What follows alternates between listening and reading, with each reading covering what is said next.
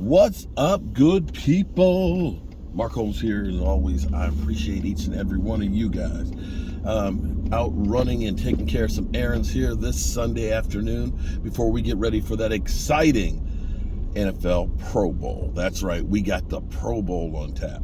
I'm still debating on whether or not I want to live stream during it just to talk to my peoples and things on it, but because it's not like it's a real game, but it's something different. And I've been out here shopping for food because I likes to eat, and I'm going to be cooking. I'm going to be smoking some Peruvian chicken today. Yeah, so look for that. I'm going to really put that in about another hour or so.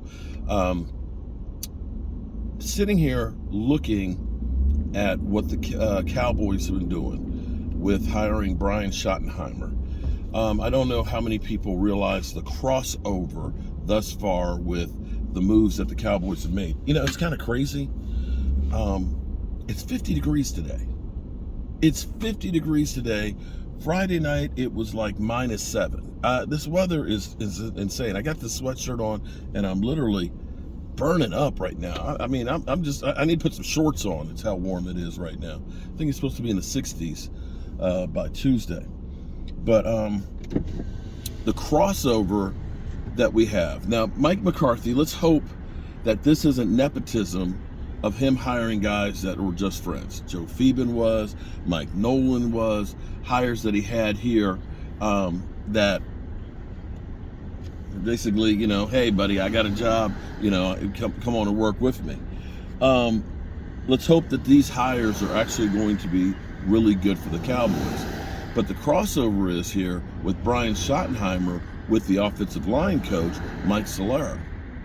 Mike, who is old school, who originally was here with Tom Landry, that's how old he is, coaching the offensive line, was also with the Seattle Seahawks 2 of the years that Brian Schottenheimer was the offensive coordinator. And of course, Brian Schottenheimer has a crossover with Mike McCarthy for a year coaching under him, as well as the crossover of his dad. His dad was the one who hired Mike McCarthy. So you can see how the Cowboys coaching staff is all coming together as familiarity.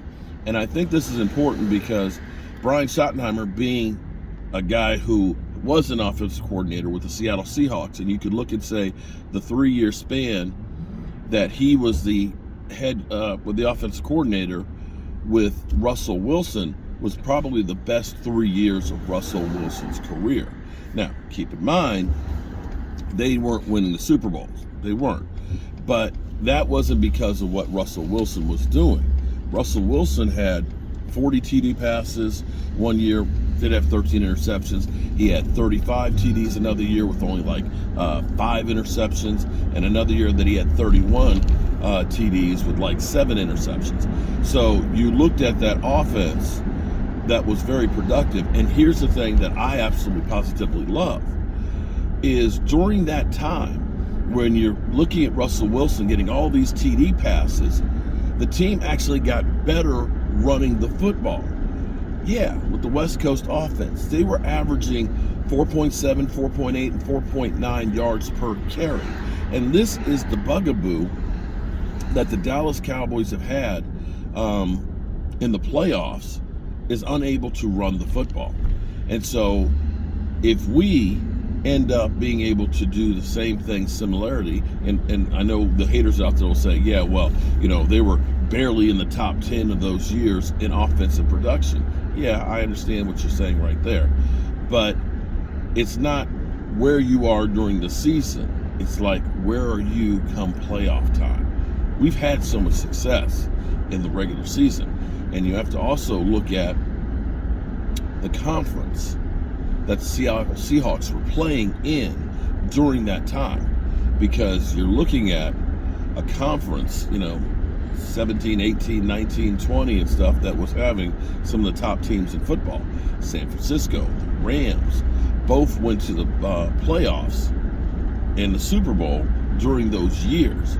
So you were playing against great competition, unlike what it used to be with the NFC East. So don't let those numbers fool you and think, yeah, well, they weren't this. They were playing against great teams. And considering that they were winning the division some of those years, they were playing first place schedules. So as a Cowboy fan, you should feel optimistic, at least with the change of offense, of what these things have done, it worked as far as with Russell Wilson. You look at the experience that these guys have had in comparison to where we have been with Jason Garrett. Jason Garrett didn't have much experience as a head coach. His only experience as a head coach was with the Cowboys. And becoming the offensive coordinator, he was a quarterback coach for 1 year. And all of a sudden, you look at him and say, he's a Super Bowl winning coach. No, he's not. You look at Kellen Moore, backup quarterback under Scott Linehan as quarterback coach for a year, then offensive coordinator. Not a lot of experience. But now you've got experience. You've got guys that have worked with really good quarterbacks and elevating them. You've got guys that have been proven to being able to elevate the running game. All things we need come playoff time. So I don't know about you. I feel good about the hires right now. Now, no matter what happens to the Cowboys, the Cowboys could hire, a Bill Walsh as offensive coordinator, and there'll be people that'll say the Cowboys screwed up in letting Kellen Moore go. That's the way it is when you are a Dallas Cowboy fan, a Dallas Cowboy YouTuber. You're always going to get nothing but negativity, because what people do with the Dallas Cowboys that they don't do with other teams is they make a living off of us. They literally make a name and a career and money off us. If you are new to being one of the talking heads, like Bart Scott, I'd take Teddy Bridgewater over Dak Prescott and let him walk. Then I'd take Jameis Winston over Dak Prescott and let him walk. Or now Shady McCoy. Dak is ass. Yeah, that sounds good and stuff. And they'll focus in on one negativity and make you think that it's the worst thing in the world. But bottom line in football, are you scoring more points than the other team?